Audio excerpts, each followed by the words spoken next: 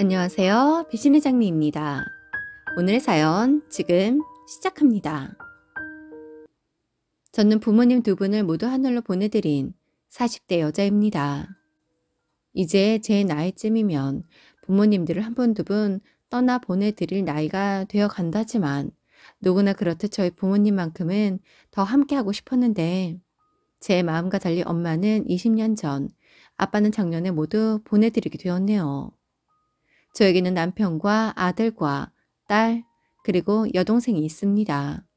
여동생은 결혼을 해 가정을 꾸리고 살고 있지요. 저희 남편은 나름 괜찮은 사람입니다. 가부장적이지도 않고 저와 아이들을 최우선으로 생각해주는 사람이거든요.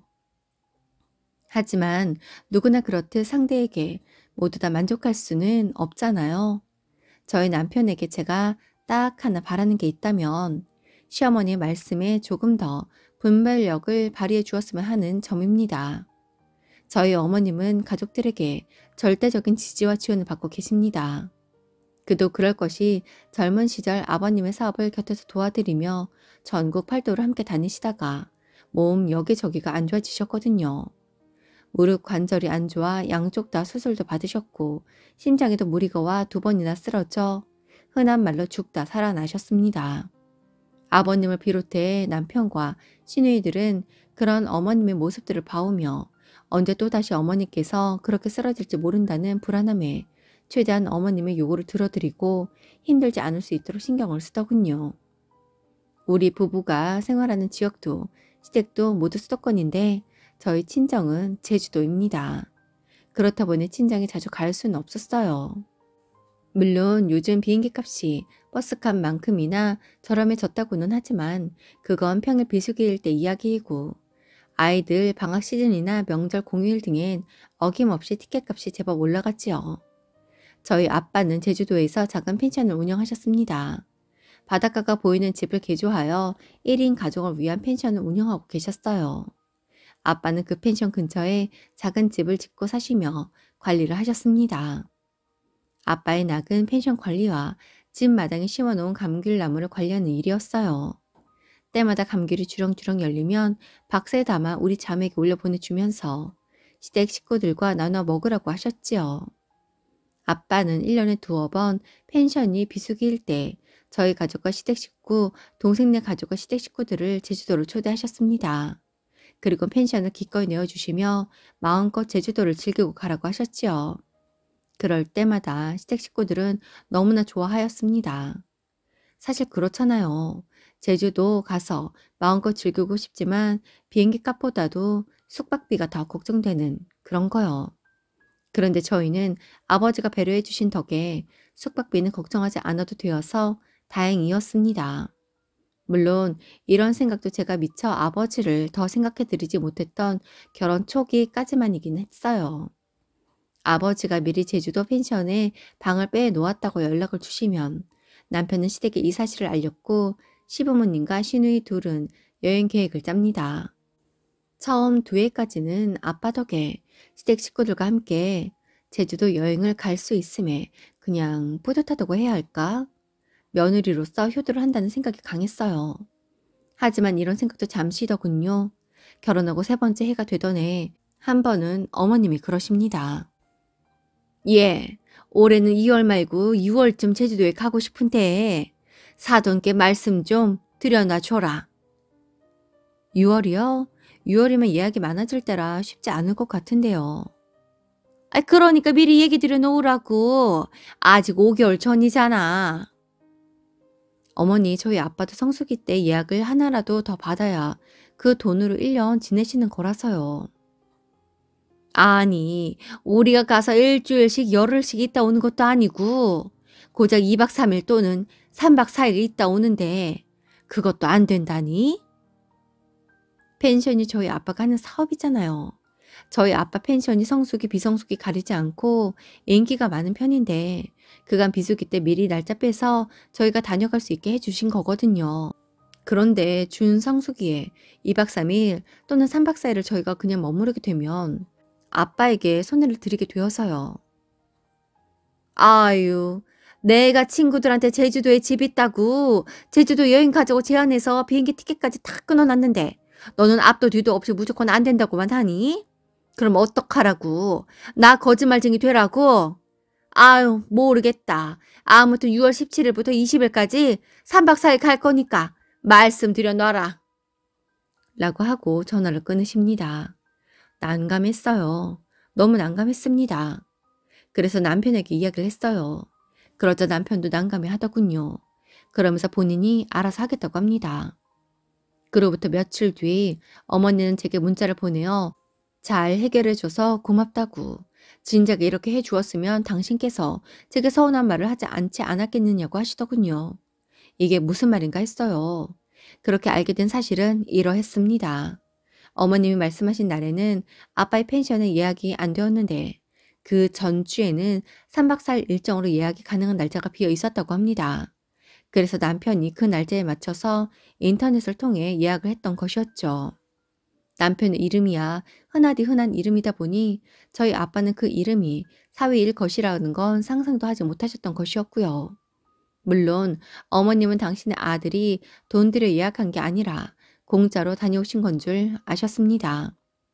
남편이 그냥 그렇게 하는 게 나을 것 같다고 하더라고요. 그런데 문제는 어머님께서 툭하면 저런 식의 요구를 한다는 것이었습니다. 이건 되고 안 되고의 문제가 아니라 저희 아빠의 펜션을 자신의 세컨하우스처럼 생각하는 어머님의 생각이 문제이다 싶었어요.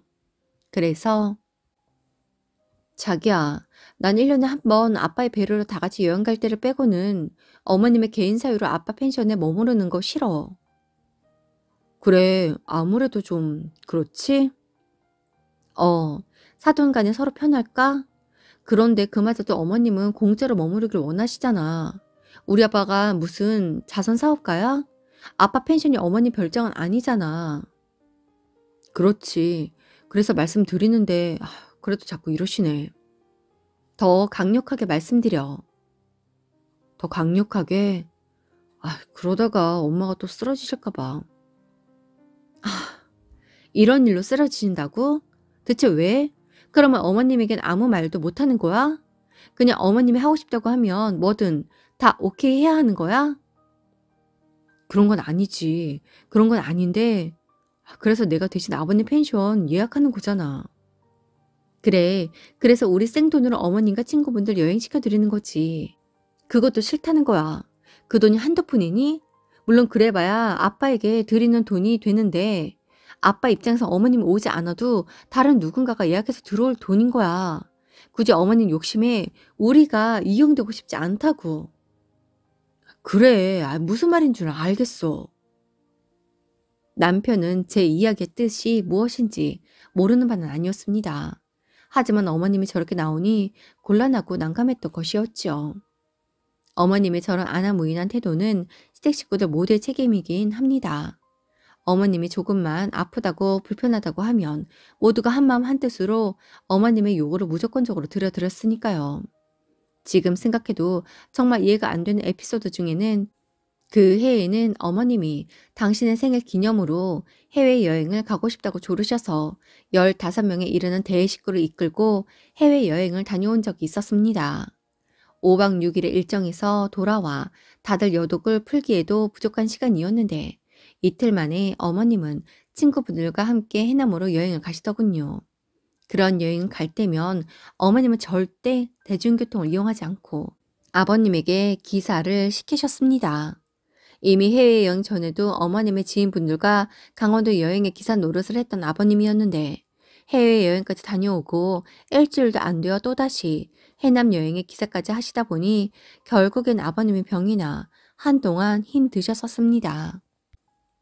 정말 왜 그러시는지 한시도 집에 있질 못하고 돌아다니고 여행 다니길 좋아하시는데 혼자만 하는 게 아니라 아버님의 종종 온 가족들을 끌고 다니려고 하시니 솔직히 지치는 게 사실이었습니다.